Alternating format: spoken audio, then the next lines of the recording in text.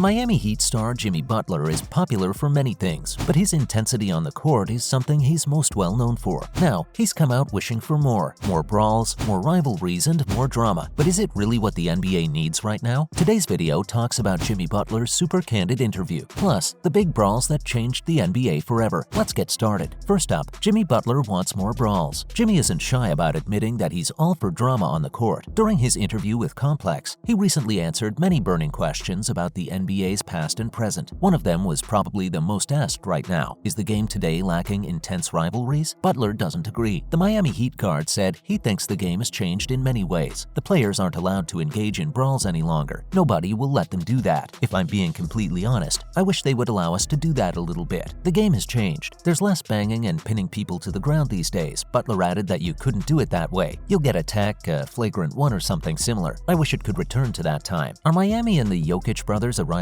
Butler doesn't believe it, but he admires Nikola Jokic's talent. The 32-year-old thinks it isn't a rivalry. It sounds good, but I don't want to even get into it. He's one of a player. You'd be surprised to hear Butler is a massive fan of the legendary footballer Ronaldinho. He would choose him if he could have a beer with any athlete, living or dead. Let's look at some more fun details Butler shared. He thinks that Ronaldinho is amazing. The sport of soccer, in his opinion, is particularly challenging, but he says he can barely chew bubblegum and walk, so to run full speed while kicking a ball is incredibly hard, which Butler wishes he could do too. He says that Ronaldinho is super entertaining to watch, and he loves watching his highlights. The Heat star added that having a Michelob Ultra with him would be amazing. I'm sure he has some wild stories. Ronaldinho isn't the only one that excites him. Butler is also big on cryptocurrency and investing. Although the subject is very popular now, he gained influence from a rather unexpected place. League veteran Andre Iguodala is responsible for it, if you're wondering. Now, for how Andre's crypto knowledge has Butler amazed. Butler claims the guy is a genius in more ways than one way. Apart from his incredible basketball skill, he's overall an amazing person, great father, and a great guy. But if you have any questions about cryptocurrency or where to invest, that's the person you pick up the phone and speak to. We're sure Andre is quite impressive. The Miami Heat team's centerpiece wouldn't be singing his praises otherwise. This season, the player averaged 21.8 points, 6.2 rebounds, and 6.2 assists during a game. What's more, Butler has been selected as a reserve all-star. Truly a star. But it's quite interesting that he wishes there were more drama and brawls in the NBA. Fans often compare various eras, and those with nostalgia criticize the lack of physicality in today's game. Although there's no doubt that the association has changed, we're glad it did. Back then, slugfests were actual slugfests. Nobody should want to bring back that time. Some of the most brutal fights in the league's history caused immense chaos and long-lasting effects on the sport, and they weren't pretty. Let's look at the time when rivalries changed the game, starting with Boston Celtics and Philadelphia 76ers. The Boston Celtics and Philadelphia 76ers dominated the Eastern Conference in the early 1980s with a rivalry. Although this rivalry was on its last legs in 1984, two of the league's top players, Julius Erving and Larry Bird, brought it back to life. According to Erving, Larry was given an offensive foul, and because he disagreed with the call, he was upset with the referee. For a moment, it appeared as though he was about to take a swing. He was undoubtedly angry, but he was angry with the referee, not Erving. Erving extended his arm to hold him back, and it ended up sliding up to his neck. Things quickly went south after that. He wanted to hold Larry back, but his hand slid to his neck, and the next thing you know, Larry reaches for Erving's neck, and it's a melee. Erving and Bird exchanged blows. Moses Malone and ML Carr got into a fight. The players began to leave the benches, and at one point, a group of them were lying on the ground. 18 people were fined for the brawl. The two worst hit players, Erving and Bird, received $7,500 in fines, which was the second highest in NBA history at the time. Next up, Phoenix Suns versus New York Knicks. What began as a usual match between the fierce Phoenix Suns and the New York Knicks quickly spiraled into a bench-clearing brawl in 1993. After the Suns' point guard Johnson deflected an inbound pass just before halftime, the Knicks point guard Doc Rivers got into a verbal altercation with him. Rivers bumped Johnson, and Johnson exaggerated the contact to draw a whistle. Then Rivers went chest to chest with Johnson after getting in the referee's face first. The benches were cleared and things calmed down, or so it appeared. Rivers drew a charge on Johnson the following possession and let him hear of it. When the Knicks got it back, Rivers attempted to screen Johnson, but the Suns' point guard lowered his shoulder and planted it in Rivers' chest. As the buzzer for halftime sounded, Rivers rose to his feet and ran toward Johnson as players and coaches from both teams gathered around them. Greg Anthony, who was out of the game due to an ankle injury, approached Johnson from the bench and punched him in the face. Those two fell to the ground, and a dog pile on them followed. Knicks head coach Pat Riley came out with his pants torn. This led to 6 ejections, 12 technical fouls, and ultimately league rule changes that increased the penalties for engaging in fighting and leaving the bench during a fight. Moving on to Denver Nuggets versus New York Knicks. This brawl from 2006 may not have been the most famous or brutal fight in history, but the league's sanctions against the participants effectively ended the practice of brawling in professional sports. A hard foul set the whole thing off in the dying seconds of the New York Knicks' dreadful home loss. They were furious that the Denver Nuggets starters were still on the court. Things went ugly when Smith was on his way to a transition score when Collins grabbed him by the neck and threw him to the ground. Smith stood up and started yelling at Collins right away. Nate Robinson confronted Smith. The two tangled when Anthony shoved Robinson, eventually taking it to the stands. Anthony knocked Collins to the ground with a punch as Jared Jeffries chased Anthony until he was about halfway down the court when a Denver player tackled him. It was chaos, the kind of chaos that the NBA felt it couldn't afford. So NBA Commissioner David Stern went in with a sledgehammer and suspended 7 players for 47 games. Up next, malice at the Palace. On November 19, 2004, a hard foul turned into a shoving match just less than a minute before the end of a game between the Indiana Pacers and Detroit Pistons. That shoving match became the most infamous brawl in NBA history. Ben Wallace, a big man for the Pistons, was fouled heavily by Ron Artest while attempting a layup. Wallace shoved Artest. Both teams squared off at mid-court, and the benches were cleared. As if that wasn't enough, a spectator threw a beer from the stands that struck Artest as he lay on the scorer's table. A terrifying, ugly brawl between the players and spectators broke out when the Pacers swingman sprinted into the stands. It lasted the longest 2 minutes in NBA history. Both players and fans faced legal repercussions. The league imposed fines totaling $10 million